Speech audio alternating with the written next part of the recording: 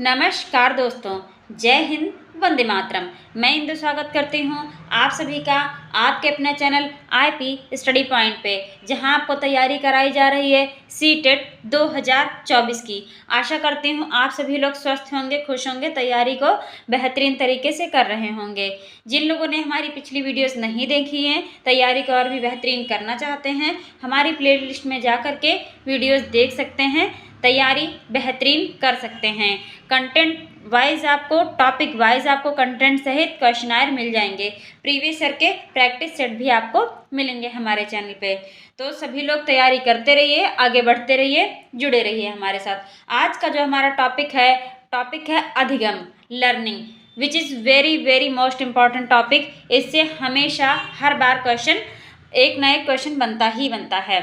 तो आज का जो टॉपिक हम लोग क्या पढ़ेंगे, लर्निंग यानी अधिगम।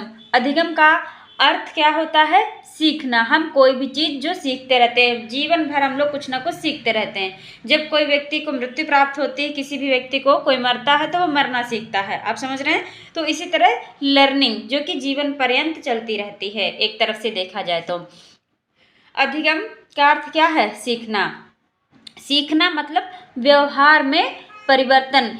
आपके बिहेवियर में जो चेंजेस आते हैं उसे ही हम क्या कहते हैं, टाइम टू टाइम जो चेंजेस आते रहते हैं बिहेवियर में, उसे ही हम सीखना बोलते हैं। अर्थ क्या होता है कि विभिन्न प्रकार के अनुभवों की वजह से मनुष्य के स्वाभाविक व्यवहार में जो परिवर्तन होता है, मनुष्य का क्या जो स्वाभाविक बिहेवियर होता है, नेचुरल बिहेवियर, इसमें जो चेंजेस आते हैं उसे प्रक्रिया अधिगम या सीखना कहते हैं। क्या होता है अधिगम, तो विभिन्न प्रकार के अनुभवों की वजह से जब अलग अलग सर्कमस्टांसेस या परिस्थितियों में क्या होता है कि लोगों को अलग अलग टाइप के एक्सपीरियंसेस होते हैं, और उसी वजह से किसी भी पर्सन के अंदर क्या होता है कि नेचुरल चेंजेस आने लगते हैं। उसी चेंजेस को हम प्रक्रिया अधिगम या सीखना या लर्निंग कहते हैं। आगे बढ़ेंगे हम लोग अपने टॉपिक में। फर्स्ट पॉइंट क्या कहता है कि अधिगम एक प्रक्रिया है। क्या कहता है फर्स्ट पॉइंट, अधिगम एक प्रक्रिया है जो जीवन पर्यंत चलती रहती है, जिससे हम कुछ सीखते हैं। अभी देखिए हमने क्या बताया था कि अधिगम वो चीज़ होती है, सीखना वो चीज़ होती है जो जीवन पर्यंत चलती है। जन्म से लेकर मृत्यु तक के हम लोग कुछ ना कुछ सीखते रहते हैं। ठीक है। नेक्स्ट पॉइंट कहता है कि व्यवहार का सबसे पहले शब्द प्रयोग किया, मतलब व्यवहार, बिहेवियर शब्द का सबसे पहले यूज़ किसने किया था, वो किया था विलियम मैकडूगल जी ने। किसने किया था, विलियम मैकडूगल जी ने किया था। इनकी एक बुक थी, इन्होंने जो बुक लिखी थी आउटलाइन ऑफ साइकोलॉजी, इसमें इन्होंने बिहेवियर का फर्स्ट टाइम प्रयोग किया था, व्यवहार शब्द का यूज़ किया था। नेक्स्ट पॉइंट क्या कहता है कि व्यवहार का जनक किसे कहा जाता है, तो किसे कहा जाता है व्यवहार का जनक, जेबी वॉटसन को कहा जाता है। वॉटसन जी को क्या कहा जाता है, व्यवहार का जनक, वॉटसन। ठीक है।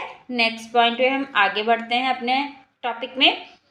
अधिगम व्यक्ति के व्यवहार में स्थायी परिवर्तन लाता है, अधिगम कहलाता है। जैसे अनुभव, प्रशिक्षण या अभ्यास। होता क्या है कि हम अनुभव से तो चीज़ों को सीखते ही सीखते हैं। अगर हम किसी भी टॉपिक में या किसी भी पर्टिकुलर फील्ड में एकदम परफेक्ट बनना चाहते हैं, परफेक्ट तो नहीं कह सकते, लेकिन हाँ उसको और भी अच्छे से काम को करना सीखना चाहते हैं, तो उसके लिए हमें क्या मिलता है या क्या हम लेते हैं, प्रशिक्षण यानी ट्रेनिंग से होता है कि किसी भी आप पर्टिकुलर फील्ड में अपने आप को परफेक्ट बना सकते हैं। ठीक है।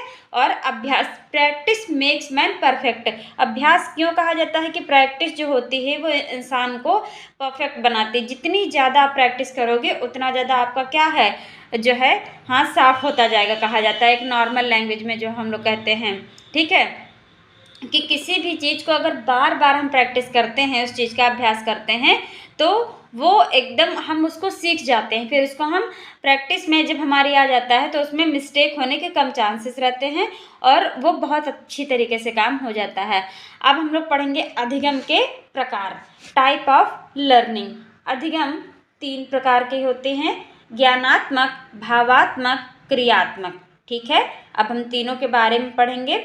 ज्ञानात्मक क्षेत्र सर्वप्रथम। ज्ञानात्मक क्षेत्र देखिए, इसमें बौद्धिक व्यवहार जैसे सूचना, कल्पना करना, तर्क, अनुमान करना, विश्लेषण व संश्लेषण करना, वर्णन करना, व्याख्या, स्मरण, सामान्यीकरण, सरलीकरण, संक्षिप्तीकरण, नियमीकरण, उदाहरण देना, विस्तारीकरण, निष्कर्ष, आलोचना, समालोचना करना, एक क्रियाएं अधिगम के ज्ञानात्मक क्षेत्र के अंतर्गत आते हैं। अब आप लोग इस चीज़ को समझिएगा, इनका कहने का मतलब क्या है ज्ञानात्मक क्षेत्र का जो है अधिगम का, कि होता क्या है इसमें कोई भी इंफॉर्मेशन, ठीक है, बौद्धिक व्यवहार से जो बुद्धि के बिहेव से कोई भी इंफॉर्मेशन है, या हम कुछ इमेजिन करते हैं, कल्पना करते हैं, अनुमान लगाते हैं, या फिर विश्लेषण या संश्लेषण, कोई भी नियम है, उदाहरण है, किसी का मतलब निष्कर्ष, कंक्लूजन निकालना है, ये सारी चीज़ें क्या है ज्ञानात्मक क्षेत्र, नॉलेजेबल जो पर्टिकुलर एरिया होता है, नॉलेजेबल एरिया, ठीक है, ज्ञानात्मक क्षेत्र के अंतर्गत आता है, जो हम ज्ञान के अकॉर्डिंग सीखते हैं, ठीक है, उसे कहते हैं ज्ञानात्मक क्षेत्र। अगला हमारा पॉइंट आता है भावात्मक क्षेत्र।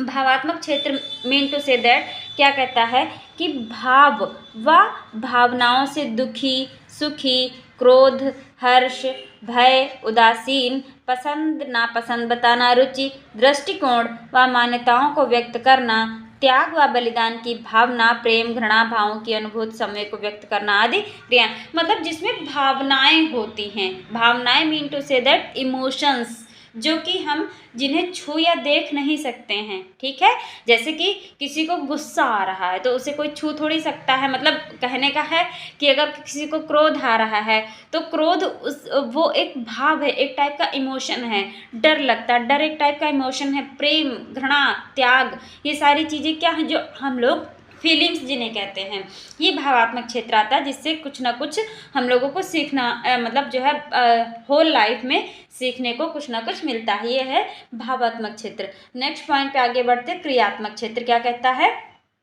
कि इंद्रियों की भूमिका होती, क्रियात्मक क्षेत्र में किसकी भूमिका होती है सबसे पहले तो क्रियात्मक क्षेत्र में इंद्रियों की भूमिका होती, जैसे चलना, दौड़ना, चढ़ना, पकड़ना, फेंकना, नाचना, गाना, खाना, पीना, सुनना, स्पर्श करना, चखना, लिखना, पढ़ना आदि क्रियाएं। मतलब इस क्षेत्र के अंतर्गत कौन कौन सी जो हम क्रियाएं एक्टिविटीज़ करते हैं, ठीक है, जैसे चलना, दौड़ना, पढ़ना, लिखना, खाना, पीना, ये सारी क्या एक्टिविटीज़ हैं।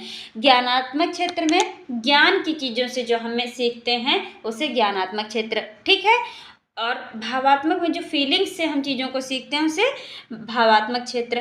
क्रियात्मक में जो हम एक्टिविटी करते हैं, एक्चुअल में एक्टिविटी करते हैं, उससे जब कोई चीज़ सीखते हैं तो उसे हम क्रियात्मक क्षेत्र कहते हैं अधिगम का। आगे बढ़ते हैं, अधिगम की विशेषताएं पढ़ेंगे, ठीक है, क्या क्या विशेषताएं हैं। फर्स्ट पॉइंट कहता है अधिगम जीवन पर्यंत चलता रहता है। नेक्स्ट, अधिगम निरंतर व सतत होता है। मैंने बताया कि जीवन पर्यंत अधिगम चलता रहता है, जैसे जब कोई मरता है तो मरने का सीखता है लास्ट में, अभी मैंने सबसे पहले ये चीज़ बताई थी, ठीक है। ऐसे ही अधिगम निरंतर व सतत होता है, मतलब कंटिन्यूटी इसमें हमेशा रहती कि कुछ ना कुछ हम लोग सीखते रहते हैं। जैसे होता है क्या, if you can earn or you can learn, या तो आप अगर कोई आप काम करोगे या तो आप उससे क्या, इफ़ यू कैन अर्न, या तो आप अर्न कर सकते हैं उससे कुछ पाएंगे, अगर कुछ नहीं आपको सफलता नहीं मिलेगी, ठीक है, तो आप कुछ ना कुछ सीखेंगे। होता क्या, जैसे लोग एग्ज़ाम की तैयारी करते हैं, एग्ज़ाम देते हैं, एग्ज़ाम की तैयारी करते हैं, एग्ज़ाम देते हैं, अगर कभी कभार होता है कि जो एक्सपेक्ट करते हैं उतने मार्क्स नहीं आए या क्वालिफाइड नहीं हुए, ठीक है, लोग आईएएस के एग्ज़ाम की तैयारी करते हैं, बहुत सारे यही जो हम लोग तैयारी करें इसमें भी होता क्या है, तो नहीं क्वालिफाई होते तो क्या हुआ, उससे कुछ ना कुछ क्या है सीखते हैं, क्योंकि वो तैयारी कंटिन्यू कर रहे हैं, ठीक है, सतत। लेकिन ऐसा कभी ना हो, जो जिस एग्ज़ाम की तैयारी करें, मैं विश करती हूँ सभी लोग सफल हों हमेशा, ठीक है। आएंगे नेक्स्ट पॉइंट पे। थर्ड पॉइंट क्या कहता है, अधिगम सार्वभौमिक, यानी अधिगम केवल मनुष्य जाति का ही गुण ना होकर यह संसार के सभी जीव जंतु, कीड़े मकोड़े, पशु पक्षी में भी पाया जाता है। एग्जैक्टली जो संसार के सभी जीव जंतु हैं उनमें पाया जाता है, ठीक है। आएंगे हम नेक्स्ट पॉइंट पे, सीखना यानी अधिगम परिवर्तनशील होता है, आप सभी लोग जानते ही हैं। अनुभवों का संगठन होता है, बिल्कुल। समायोजन की एक प्रक्रिया होती है अधिगम, समायोजन की एक क्या होती प्रक्रिया होती है, अनुभवों का एक संगठन होता है। तो ये सारी विशेषताएं थी। अधिगम वक्र पढ़ेंगे। देखिए, हम अपने जीवन में नई बातें, नए कार्य, नए विषय सीखते हैं। जैसे अंग्रेजी पढ़ना, कार चलाना, चित्र बनाना। हमारी इस सब को सीखने की गति आरंभ से अंत तक के एक सी नहीं होती, या कभी तेज तो कभी धीमे होती है। बिल्कुल सही। जैसे अभी होता क्या, अभी आप लोग सीटेट का एग्जाम मतलब एकदम सर पे है, समझिए जनवरी में है और दिसंबर एंड होने वाला है। तो क्या हो रहा है कि तैयारी इस समय बहुत अच्छी आप लोग कर रहे हैं, आप लोग ज़्यादा टाइम पढ़ाई पे दे रहे हैं, ठीक है। और वैसे क्या था, आप मतलब जो है तैयारी कर रहे हैं, हाँ सीटेट का एग्ज़ाम है, पढ़ लेंगे कोई बात नहीं, थोड़ा थोड़ा करके पढ़ रहे थे। लेकिन अभी क्या है, आपको ये है कि हमको नेक्स्ट मंथ में एग्ज़ाम है, कितने दिन बचे हुए हैं, 20 दिन, 10 दिन, इस तरह से। तो और भी ज़्यादा हम पढ़ाई पे क्या, पढ़ाई की जो हमारी गति है इस समय की, वो तेज हो गई है। अभी कुछ दिन पहले क्या था, 3 मंथ बिफोर, कि हाँ पेपर है, दिसंबर में ये होगा एग्ज़ाम सीटेट का, जनवरी में क्वालिफाई कर लेंगे, पढ़ते रहेंगे। तो कभी तेज और कभी धीमे जो हमारी अधिगम की गति होती है वो रहती है। आगे बढ़ेंगे हम लोग। आगे पॉइंट कहता है कि यदि हम सीखने की गति को एक साफ पेपर पर अंकित करें तो एक वक्र बन जाएगा। इसी को सीखने का वक्र कहते हैं। सीखने का जब समय के साथ वक्र बनाया जाए तो इसे अधिगम वक्र कहते हैं। अगर सीखने का जो वक्र होता है, अगर उसे समय के साथ बनाया जाए तो अधिगम वक्र कहलाता है। ये वक्र 4 प्रकार के होते हैं। कौन कौन से अधिगम के वक्र होते हैं, देखिए। पहला होता है सरल रेखीय वक्र, ठीक है, सरल रेखीय वक्र। दूसरा होता है उन्नतोदर वक्र। उन्नतोदर वक्र के अन्य नाम कौन कौन से होते हैं, घटनशील वक्र, अवाल वक्र, उत्तल वक्र या नकारात्मक वक्र, ये उन्नतोदर वक्र होता है। और तीसरा नतोदर वक्र होता है। इसके अन्य नाम है सकारात्मक वक्र, अवतल वक्र, वर्धनशील वक्र। और चौथा होता है मिश्रित वक्र। इसके भी अन्य नाम यस प्रकार का वक्र होता है या फिर सीढ़ीदार वक्र होता है। तो ये सारे जो हमारे वक्र होते हैं, ये भी अधिगम के 4 टाइप के वक्र होते हैं सीखने के, सरल रेखीय, उन्नतोदर, नतोदर और मिश्रित वक्र। आगे बढ़ेंगे हम लोग गेट्स व अन्य के आधार पे, मतलब गेट्स के अकॉर्डिंग सीखने के वक्र अभ्यास द्वारा सीखने की मात्रा, गति और उन्नति की सीमा का ग्राफ पर प्रदर्शन करते हैं। गेट्स और गेट्स कहते हैं। स्किनर क्या कह रहे हैं कि अधिगम वक्र किसी दी गई किसी क्रिया की व्यक्ति में उन्नति का वर्गीकृत कागज पर प्रदर्शित किया था। मतलब इनका कहने का मतलब है कि अधिगम वक्र जो होता है, कोई भी एक्टिविटी दी गई है, उसमें जो कोई पर्सन है वो किस तरह से मतलब उन्नति का जो मतलब वो उन्नति का वर्गीकृत करके, क्लासिफाइड करके अगर कागज पे प्रदर्शित किया जाए तो वो कैसे वक्र बनेगा, ये स्किनर कहते हैं। उससे जो सीखेगा वो उसे अधिगम का मतलब कहते हैं। जैसे आप कहते हैं सरल रेखीय वक्र क्या होता है, एकदम एक सीधी लाइन जा रही, इसमें कोई है तो सीख रहा है, ठीक है, इस तरह से एक। और एक होता है कि जैसे हमने थोड़ा पहले क्या हुआ, ABCD पढ़ा यहाँ पे, ठीक, ABCD से हमने स्पेलिंग जो है मिलाकर सीखा, ठीक है, स्पेलिंग मिलाकर पढ़ने, धीरे धीरे पैराग्राफ पढ़ने लगे, पैराग्राफ से हम चैप्टर पढ़ने लगे, चैप्टर से धीरे धीरे होता कि हम लोग कम्युनिकेट करने लगे। तो ये क्या है, धीरे धीरे ये ग्राफ इसका क्या ऐसे जा करके बढ़ रहा है, यानी कि या फिर ऐसे करके बढ़ रहा, तो धीरे धीरे ग्राफ वो ऊपर की तरफ उन्नति करता जा रहा होता है। तो इस तरह से स्किनर का ये कहने का मतलब कि अगर हम सीखते हैं तो कभी इस लेवल पे होते हैं, लो लेवल से हाई लेवल की तरफ बढ़ते रहते हैं, ठीक है। आएंगे हम नेक्स्ट पॉइंट, आज का जो हमारा टॉपिक था वो यहीं पे कंप्लीट होता है, अधिगम। मिलेंगे हम आपको नेक्स्ट वीडियो में। तब तक के लिए सभी लोग तैयारी को और भी अच्छा और बेहतरीन करते रहिए, लगातार पढ़ते रहिए, पेपर बहुत ही नज़दीक आ रहा है, तैयारी अच्छे से करते रहिए। तो जिन लोगों ने हमारी वीडियोस नहीं देखी हैं, प्लेलिस्ट में जा कर के देख सकते हैं, तैयारी को बेहतरीन कर सकते हैं।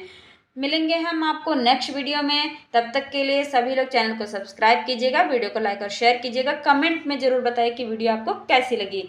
Thanks for watching this video.